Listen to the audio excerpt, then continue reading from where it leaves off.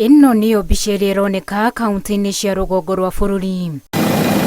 Mĩciĩ, macukuru na nyũmba cia ihoero mataũni-inĩ ma Elwak kaunti-inĩ ya Mandera, Difu na Buna kaunti-inĩ ya Wajir cigĩkunĩkwo nĩ mũiyũro ũrĩa ũcũngĩrĩirie makiri ma aikari gũthama. We have been providing both food stuffs and also non-food items to these particular counties, but the situation from what I saw today, we really need to hike the game higher. Mĩhang'o ya ũthii kaunti-inĩ ici nĩ thatĩte kuona ndaraca ĩrĩa nyitithanagia kaunti ya Mandera na Garissa nĩ thũkangĩtio nĩ mũiyũro ũyũ. As we speak right now, a number of those towns have been completely cut off from the rest of the country, which means that there is no supply getting in and no one moving out.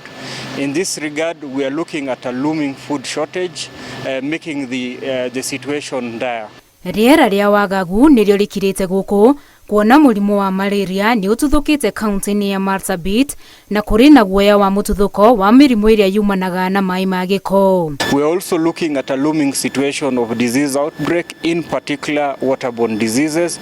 The town of Buna is particularly of concern with regards to cholera because within the last 6 months a number of incidences of cholera outbreak have been reported in that town. Kaunti-inĩ ya Kitui nakuo andũ erĩ nĩ makuĩte thutha wa gũthererio nĩ rũĩ rwa Ithekethe kũrũmĩrĩra mbura ĩrĩa ĩrathiĩ na mbere na kũringa gũkũ ĩgĩtiga mahiũ makuĩte, mĩgũnda ĩthũkangĩte na angĩ magathamio kuma mĩciĩ-inĩ yao.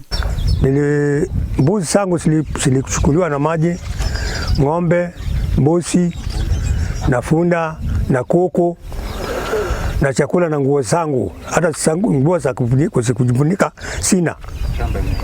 Shamba yangu imeenda kabisa na sasa sijui nitakwenda kukaa wapi.